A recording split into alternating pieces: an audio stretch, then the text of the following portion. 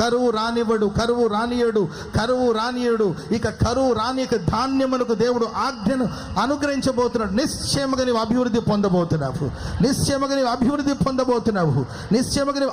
పొందబోతున్నావు. హల్లెలూయా.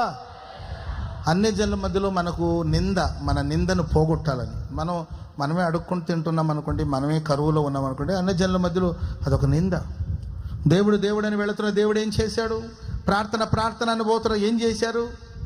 అసలే లేదు, ఉన్నవన్నీ కూడా చిల్లర మరిచి అక్కడ చందాలు వేసి వస్తున్నారు. ఇక ఏం బాగుపడతారని అన్ని జనుల మధ్యలో మనకు నిందుందేమో. మీ దేవుడు ఏం చేశాడు అని అంటున్నప్పుడు, దినమెల్ల మీ దేవుడు ఏమయ్యాడు అని అంటున్నప్పుడు నేను వేదన పడిపోయాను.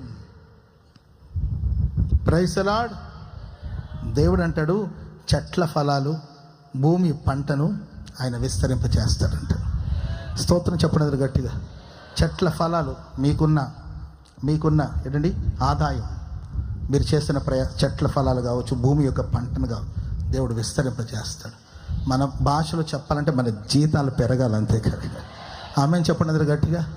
1000 సంపాదించే దగ్గర 10,000 సంపాదించే స్థాయిని దేవునికి ఇవ్వబోతున్నాడు. ఆమెను చెప్పండి గట్టిగా. హల్లెలూయా. నేను వినబోతున్నాను త్వరలో, మాకు జీతాలు పెరిగాయి.